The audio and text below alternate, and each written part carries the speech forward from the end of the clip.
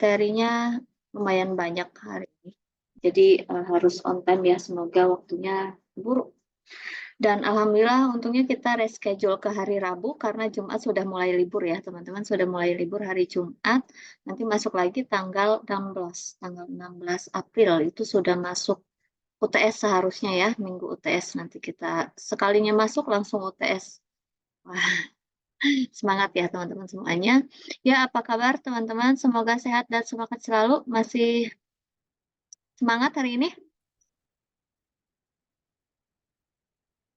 Masih, Bu. Semangat, Bu. Masih, Bu. Oke. Coba mau lihat dulu pada di mana hari ini? Sedang ada di mana?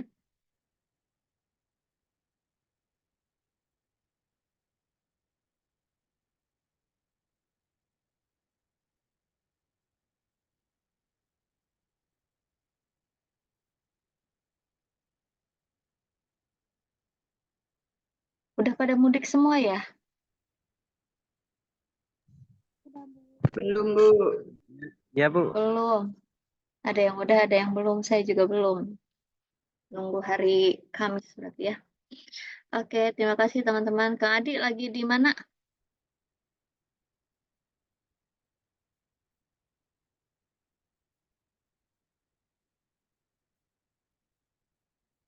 Di PMB dia.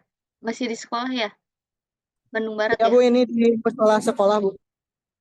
Oke, nanti kalau misalkan eh ada kegiatan lain, nanti videonya dipelajari aja ya, Kang Adi ya. Sip, kita mulai. Bismillahirrahmanirrahim. Semoga teman-teman masih dalam keadaan sehat dan juga semangat ya. Hari ini di mata kuliah analisa keputusan kita masuk ke minggu ke-7 ya. Minggu ke-7 itu berarti sebentar lagi kita UTS ya. Minggu depan seharusnya minggu ke-8 itu adalah UTS. Nah, hari ini kita akan belajar tentang kriteria majemuk berbasis indeks kinerja ya. Jadi nanti kalau misalkan ada kemarin kan ada beberapa alternatif dinilainya berdasarkan nilai ekspektasi, nilai utility dan lain sebagainya ya. Tapi kalau yang di sini penilaiannya itu berbasis indeks kinerja, seberapa bagus kinerja kita, artinya ada nilai di situ, ada penilaian dari masing-masing kriteria dari alternatif tersebut, gitu ya. Ya, sebelum dimulai, marilah kita siapkan kembali gelas kosongnya ya. Jadilah seperti gelas kosong yang siap menerima ilmu baru, pengetahuan baru ya, materi yang akan kita pelajari hari ini, dan dia bisa mengubahnya menjadi ilmu atau pelajaran yang sesuai bentuk dan juga kapasitas dari ukuran gelas tersebut. Jadi siapkan gelas kosong yang luas ya, yang luas biar nanti teman-teman juga lebih banyak lagi pemahaman yang didapat hari ini. Oke, sebelum dimulai, minta tolong dipimpin doa seperti biasa supaya perkuliahan kita berjalan lancar. Siapa yang mau pimpin doa?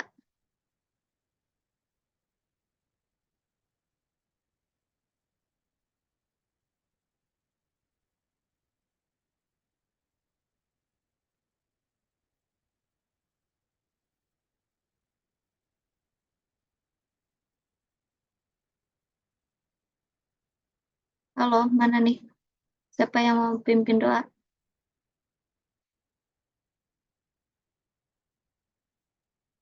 Adi Bu, boleh Bu. Ya, angga Kang Adi.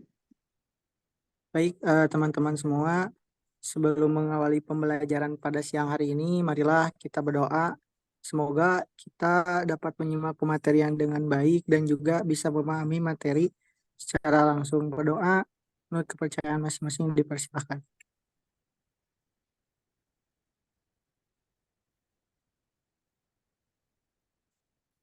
Berdoa dicukupkan. Amin ya Allah ya Rabbal Alamin. Ya, terima kasih Kang Adi. Semoga dimudahkan ya teman-teman. Sama-sama dimudahkan kalian dalam memahami materi, dimudahkan juga cara saya penyampaiannya ya. Jadi transfer tujuan pembelajarannya tercapai. Oke, mengingatkan kembali jangan lupa mengisi presensi di Litera dan konfirmasi kehadiran dosen serta ada kesesuaian dengan RPS ya. Mohon dikonfirmasi juga. Ini sekarang kita akan bahas bab kelima, sebetulnya bab kelima dari mata kuliah analisa keputusan, yaitu kriteria majemuk. Jadi kriterianya banyak, berbasis indeks kinerja. Tujuannya, nanti diharapkan setelah perkuliahan ini kalian mampu menerapkan metode pengambilan keputusan untuk yang persoalan multi kriteria dan juga multi pakar. Artinya banyak kriteria, banyak juga penilainya, ya. Yang berbasis indeks kinerja secara mandiri, bertanggung jawab, sistematis dan juga terukur. Oke, ini untuk CPL-nya CPMK 4 ya, CPMK 4. Dia capaian pembelajarannya itu mahasiswa mampu menerapkan metode pengambilan keputusan yang sesuai untuk persoalan multi kriteria dan multi expert. Untuk submaterinya, ini ya ada tiga, sebetulnya ada tiga jenis dari yang multi kriteria dan multi expert ini. Ada yang metodenya CPI, ya, metode Comparative Performance Index, lalu metode bias, dan juga metode eksponensial. Dari ketiga metode ini, kan di awal sudah ditugaskan mencari contoh jurnal ya, jurnal yang membahas tentang analisa keputusan. Ada nggak jurnal kalian yang membahas di antaranya ketiga metode ini? Salah satu dari metode ini ada nggak? Metode eksponensial itu MPE. MPE, ada nggak yang dapat jurnal MPE?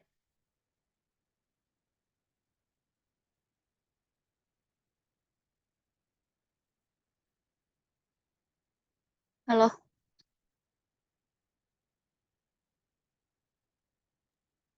Nggak ada, Bu. nggak ada. Kebanyakan apa? Saifullah pakai apa? Dapatnya yang apa?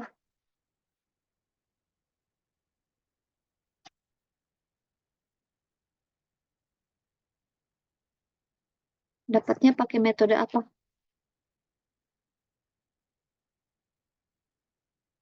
Lupa lagi. Apa Saifullah?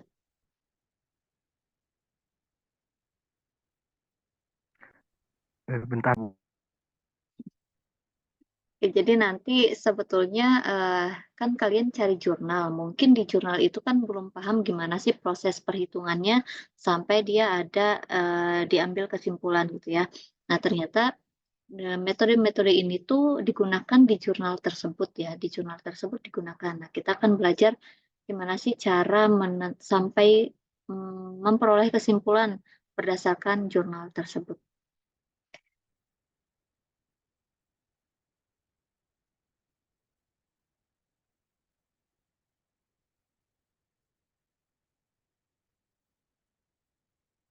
Oke, sambil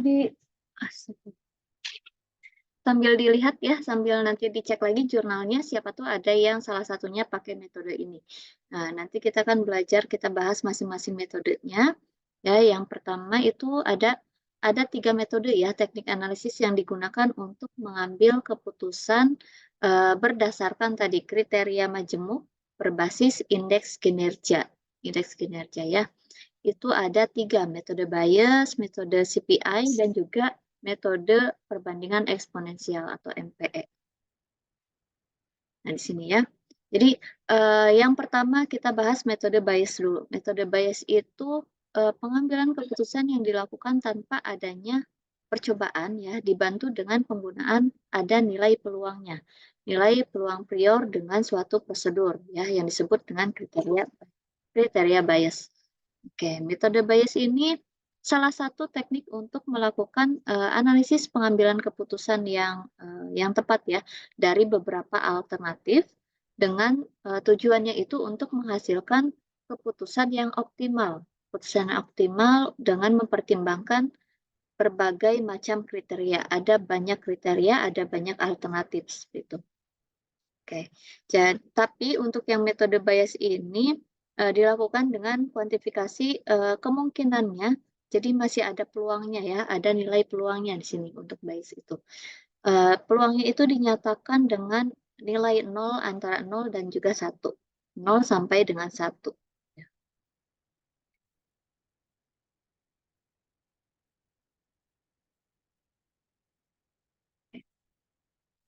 Ada beberapa kelebihannya dari metode Bayes ini, dia yang paling mudah dipahami dari ketiga metode itu ya, paling mudah dipahami, terus hanya memerlukan pengkodian ya sederhana, kodenya itu sederhana untuk Bayes, dan juga lebih cepat dalam perhitungan ya.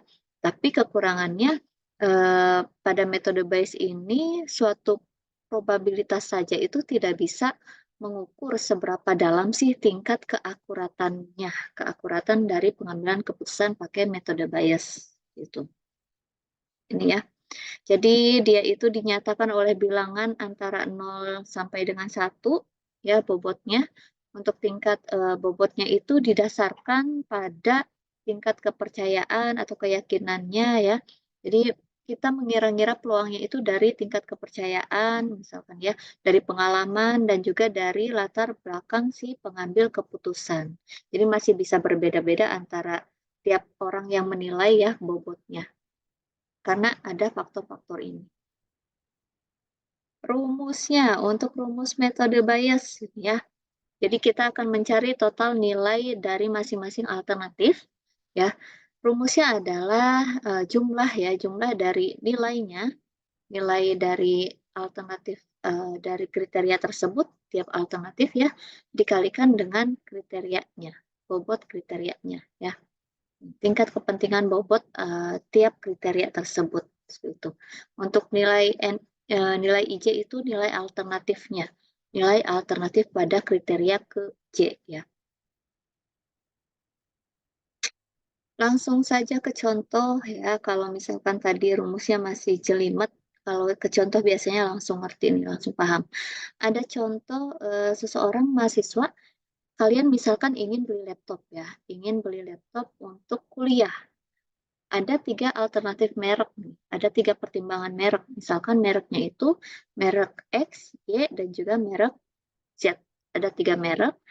Kriteria yang kalian pertimbangkan dalam pembelian laptop itu misalkan 1 kualitasnya, 2 harganya, yang ketiga berat laptopnya. Nah, kalian masing-masing kan punya prioritas sendiri ya.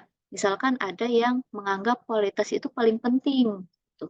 Enggak harga yang paling saya prioritaskan, harganya yang harus yang murah gitu, bisa aja. Terus berat laptopnya ingin yang kurang dari 2 kilo misalkan. Itu masing-masing orang kan bisa berbeda ya. Nah, kalau untuk mengambil keputusan seperti ini pakai metode Bayes ya. Nah, biasanya untuk penilaian alternatifnya itu pada masing-masing kriteria menggunakan skala ordinal. Skala ordinal itu nilai 1 sampai dengan 5. 1 misalkan sangat kurang bagus, sampai dengan yang nilai 5 itu sangat bagus. Ya. Misalkan 1 sangat kurang bagus, 2 itu adalah kurang bagus ya, kurang bagus. Kalau 3 cukup ya, cukup bagus.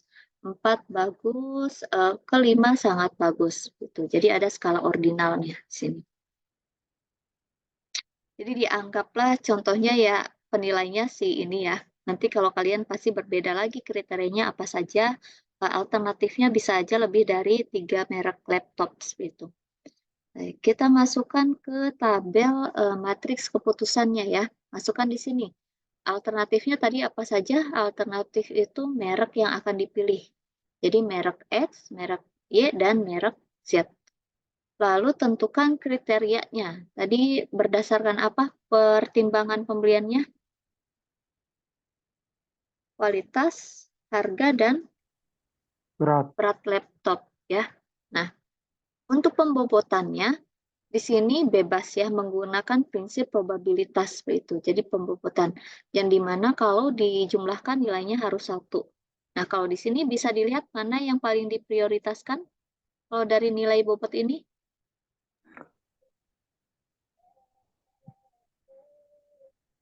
Mana yang Kualitas paling sama berat. diprioritaskan? Yang bobotnya itu paling besar. Harga, Bu. Harga ya, berarti dia sangat mempertimbangkan harga, sedangkan kualitas dan berat itu sama, pertimbangannya sama, seperti itu. Nah, ini bisa berbeda masing-masing kalian ya pembobotannya, tergantung mana yang lebih diprioritaskan. Tapi kalau misalkan dijumlahkan harus 1 ya untuk bobot kriterianya. Paham nggak dari sini?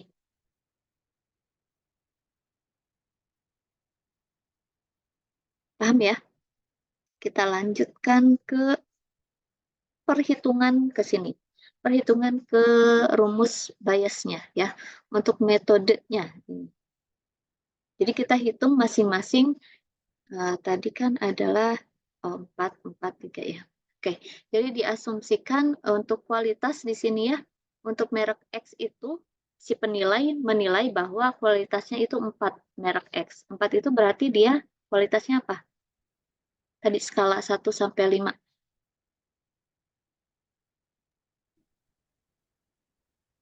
Sangat bagus, Bu.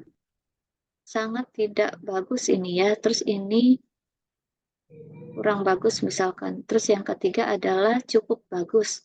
Yang keempat yang bagus. Yang kelima sangat bagus.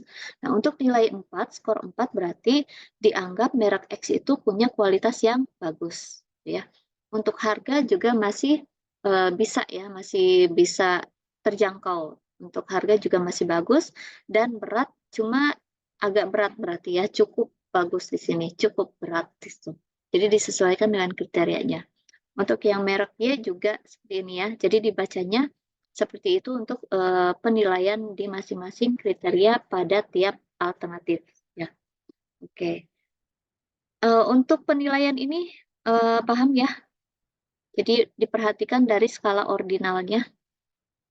Skala ordinalnya, kalau sudah diperoleh nilainya ini, maka kita hitung total nilai I. Total nilai I itu adalah total masing-masing alternatif ini. Caranya seperti apa? Nilai IJ dikali kriteria. Ada nggak tabel bantu lagi? Oh, nggak ada. Oke. Jadi nanti di sini ya, berarti ditotalkan. Untuk total nilai alternatif X, kita hitung adalah 4. 4 itu eraser mana? 4 itu adalah ini, nilai dari kriteria 1 kualitas dikalikan dengan bobotnya, ya, bobot kriterianya. Lalu ditambahkan yang harga dikali bobotnya. Yang ketiga juga ditambahkan berat kriteria 3 dikali bobot kriteria 3. Jadi hasilnya untuk yang alternatif 1 atau X ini 3,7. Yang Y juga sama ya, yang Y juga sama. Nilainya dikalikan bobotnya, ditambahkan nilai dikali bobot, tambah nilai dikali bobot. Hasilnya adalah 4,7. Kalau yang ketiga, hasilnya 4,2. Paham dari sini? Sampai sini paham? Ini masih metode bias, metode yang paling mudah dari ketiga itu. Kalau dari nilai ini sudah diketahui belum mana yang harus dipilih? Mana yang harus kita beli?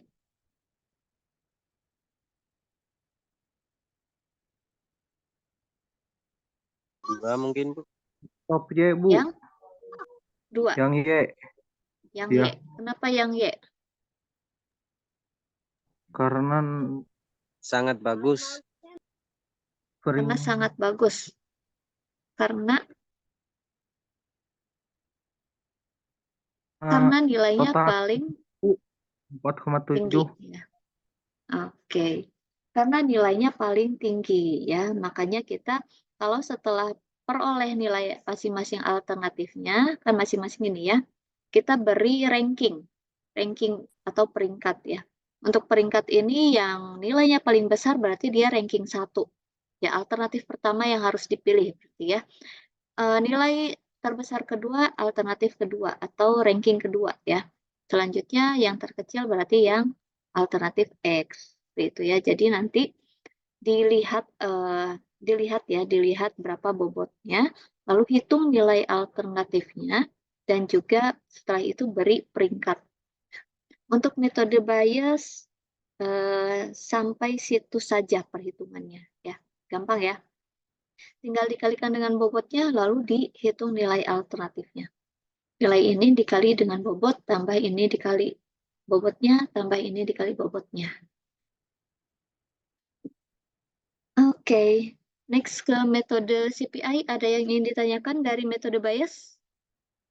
Bias.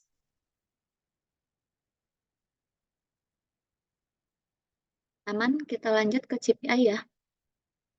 Nah, Aman, Bu. Pernah dengar CPI nggak sih?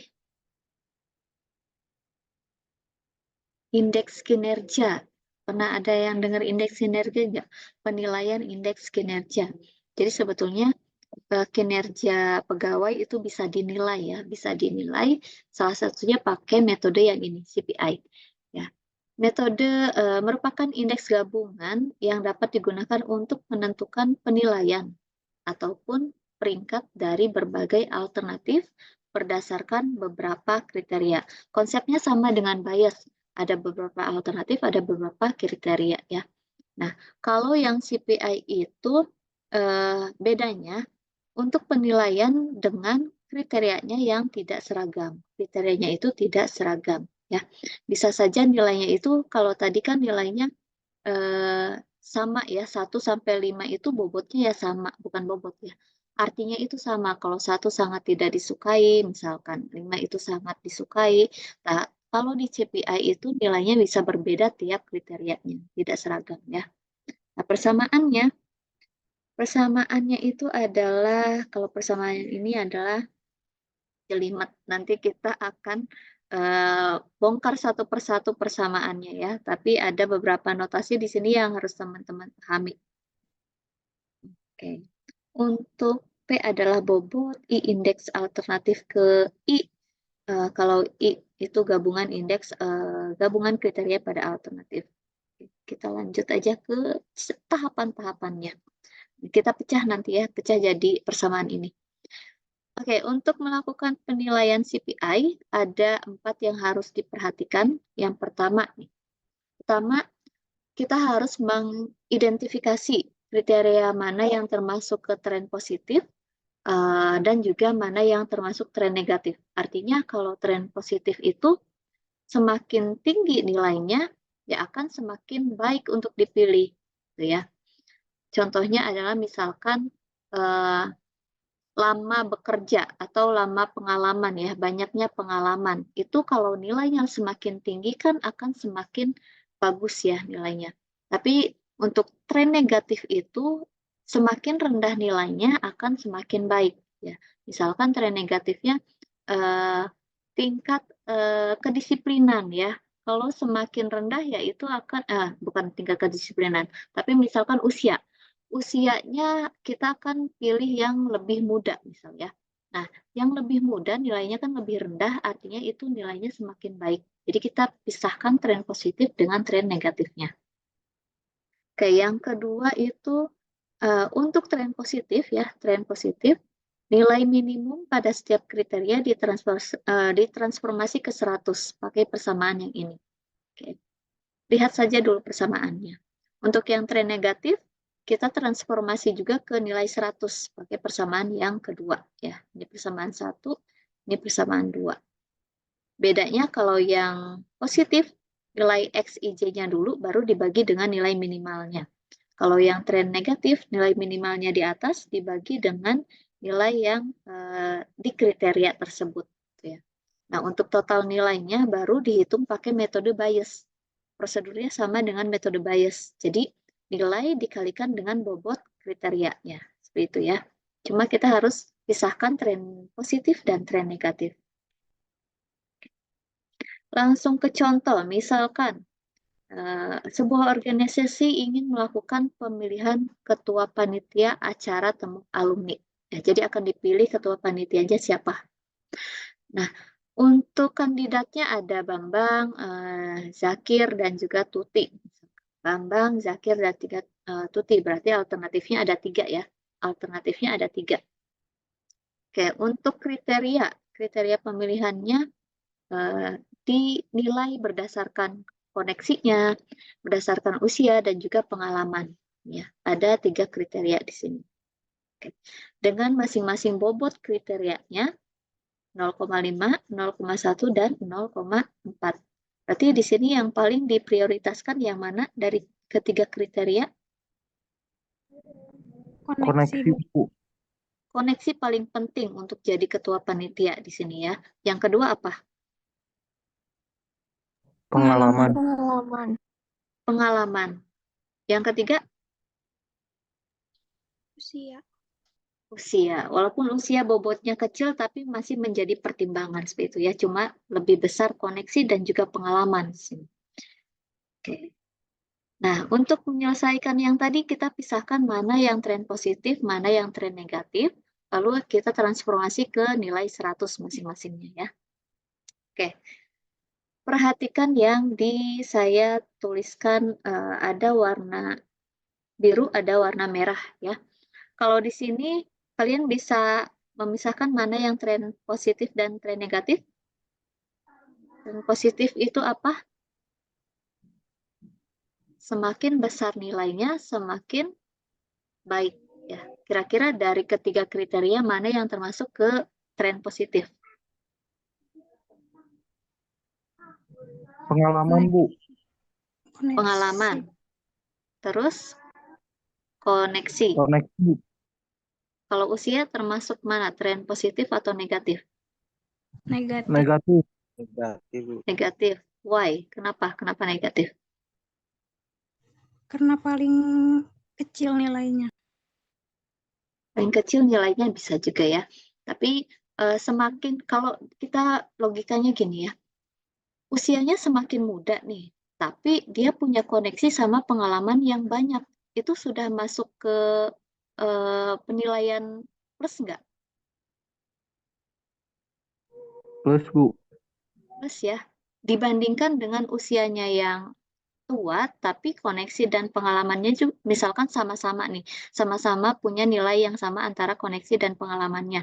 Tapi usianya ada yang lebih muda, ada yang lebih tua. Kita lebih milih yang mana? Sebagai ketua panitia gitu ya. Jadi usia ini termasuk ke tren negatif di kasus yang ini, yang kita bahas ya. Jadi semakin kecil usianya berarti nilainya itu akan semakin baik. Kita bahas dari yang tren positif dulu. Tren positif kan rumusnya ini ya. Tren positif rumusnya ini. Oke, masing-masing kita transformasikan ke sini. Transformasi ke tabel nilai 100 ini ya. Diasumsikan sudah ada yang menilai bahwa yang alternatif misalkan kandidat Bambang, Zakir, dan Tuti itu nilainya masing-masing ini. Untuk koneksi 90, usia 33, pengalamannya 70. Kan berbeda dengan yang bias ya. Kalau bias nilainya ya 1-5. Kalau ini kan bisa beragam nilainya. Lalu yang Zakir juga nilainya sekian. Tapi bobotnya masing-masing seperti ini. Kita transformasikan ke tabel sebelah kanan sini ya. Caranya, untuk yang tren positif, koneksi dan juga pengalaman ya, tren positif, kita ganti biru. Koneksi dan juga pengalaman tren positif. Berarti pakai rumus yang satu ini ya. XIJ dibagi nilai minimalnya dikali dengan 100. Oke, dari ketiga ini, mana nilai yang paling kecil? Untuk yang koneksi. Tuti. Tuti 70 ya.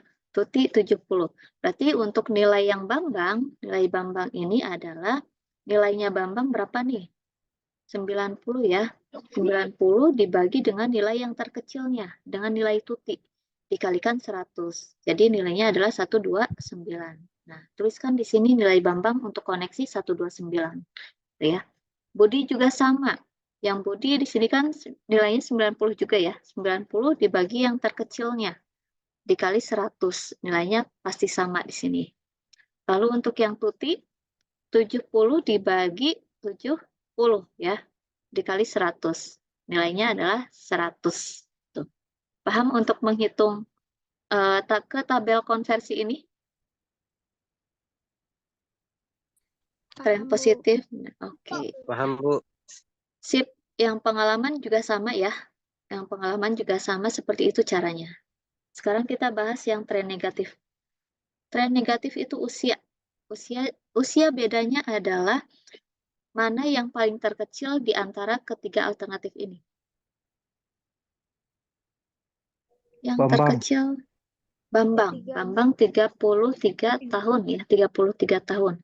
Nah, kalau yang ini usia alternatifnya, usia alternatif dibagi dengan yang terkecil dibagi dengan ini nilai XIJ-nya ya, bedanya.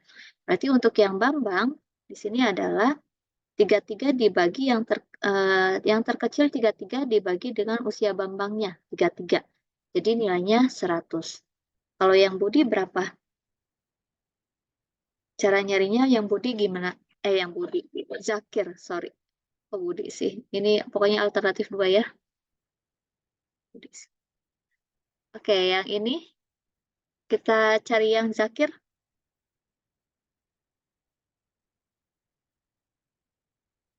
37 per Usia 33 apa 33 per 37? 33 per 37 Bu. 33 per 37. 33 per 37 kali 100 ya, nilainya 89. Nah, untuk yang Tuti paling tua nih, berarti dia nilainya harusnya paling kecil di antara ketiganya gitu ya. Oke, seperti itu. Paham ya, untuk kita membedakan tren positif dan tren negatif, lalu kita transformasikan ke nilai 100 seperti ini. Rumusnya jangan sampai tertukar antara tren positif dan tren negatif. Apakah sudah selesai sampai situ? Sampai situ sudah selesai? Belum ya. Kita lanjut ke menghitung nilai alternatifnya pakai metode bias. Pakai metode bias artinya untuk yang alternatif 1 nih yang Bambang, Zakir sengaja lah ya. Untuk yang Bambang, nilai koneksi dikali dengan bobotnya, ditambah nilai usia dikali dengan bobotnya, ya.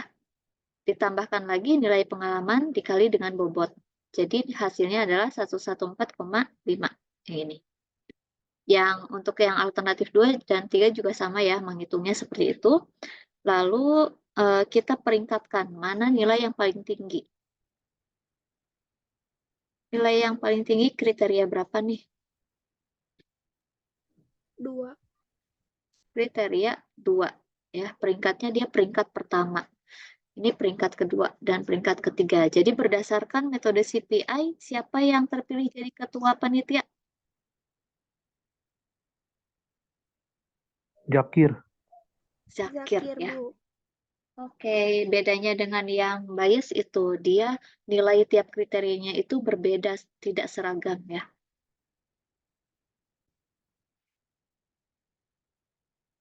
Zakir. Kita lanjut ke metode MPE ya. MPE itu, ini terakhir nih, MPE itu metode dari Decision Support System, dari DSS ya, untuk menentukan urutan, sama-sama menentukan urutan prioritas alternatif dengan kriterianya yang jamak. Kriterianya banyak dan juga dia penilainya juga banyak ya. Bisa penilainya banyak, lebih dari satu penilai. Multi-expert, multi-pakar seperti itu. Jadi di sini adalah konsep yang perbedaannya dengan dua metode tadi adalah perhitungannya dilakukan secara eksponensial. Kalau tadi dikalikan dengan bobotnya, kalau di MPE dia dipangkatkan bobotnya, ya eksponensial, dipangkatkan dengan bobotnya. Nah, untuk MPE ini berbeda dengan yang dua tadi, nilai alternatifnya terlihat sangat kontras, terlihat perbedaannya itu kontras, sehingga keuntungannya itu bisa mengurangi bias yang mungkin bisa saja terjadi dalam analisis ya, karena hasil akhirnya itu kontras nanti. Kenapa kontras? Karena dia pakai eksponensial ini ya, pakai eksponensial. Kalau cuma dikalikan mungkin beda belakang berapa koma gitu ya, berapa koma aja. Kalau yang ini akan kontras. Rumusnya simpel aja. RK itu adalah derajat kepentingan relatifnya ya, dipangkatkan dengan bobotnya, dengan derajat kepentingan kriteria keputusan tersebut. Jadi cuma seperti ini, cuma ditotalkan ya, dipangkatkan. Langkah-langkahnya, oke ada 6 langkah ya, 6 langkah. Yang pertama harus tentukan alternatif keputusannya dulu. Kita tentukan apa saja alternatifnya, lalu kriterianya yang akan dikaji apa saja, dan juga selanjutnya penentuan derajat kepentingan relatifnya, RK-nya ya tadi ya, RK-nya berapa setiap kriteria keputusan dengan menggunakan skala konversi tertentu sesuai keinginan pengambil keputusan. Jadi skalanya itu nanti bisa memilih pakai skala yang mana, ordinal 1 sampai 5 kah atau yang sampai 9 gitu ya. Lalu melakukan penilaian semua alternatif terhadap kriteria. Pakai rumus yang tadi ya, pakai rumus yang tadi. Selanjutnya pakai skor, menghitung skornya, nilai total dari setiap alternatif dan perankingan ya, menentukan urutan prioritasnya. Nah, biasanya untuk menentukan berapa sih seberapa penting kriteria satu dengan kriteria yang lain itu, bobot kriterianya dilakukan menggunakan dengan cara wawancara. Wawancaranya itu dengan pakar di bidang tersebut ya, pakar di bidang tersebut. Sedangkan untuk skor alternatif pada kriteria itu ditentukan dengan memberi nilai setiap alternatif berdasarkan nilai kriterianya. Jadi semakin besar nilai alternatifnya, semakin besar juga skor alternatif tersebut ya. Nah, untuk ini juga sama ya, untuk skor masing-masing alternatif keputusan itu berbeda dengan adanya fungsi eksponensial. Ini beberapa contoh, tadi kan ada perbedaan ya, tergantung si penilai itu mau pakai yang mana nih, yang poin 3 nih. Mau pakai derajat kepentingan yang mana itu ditentukan oleh si penilai. Seperti itu. Nah, ini ada dua skema untuk penilaian. Yang pertama ada pakai skala ini, skala untuk yang Enckenrod ya, metode Enckenrod. Itu skalanya 1 sampai 5, mulai dari sangat tidak penting sampai ke sangat penting. Nilainya juga sama. Sangat tidak penting ya berarti dia 1, sampai dengan yang sangat penting nilainya besar ya, 5. Ada juga yang skalanya pakai perbandingan pasangan. Ya, jadi kita membandingkan masing-masing kriteria, apakah sama penting kriteria 1 dengan kriteria 2, sampai ke yang nilainya 9. Nilai 9 itu kepentingannya amat sangat tinggi. Oke, link Zoom-nya sebentar lagi mati, nanti gabung lagi ya. Karena masih banyak nih yang harus dibahas nih. Oke, kita contohkan studi kasusnya sama dengan pembelian laptop nih misalkan ya. Pembelian laptop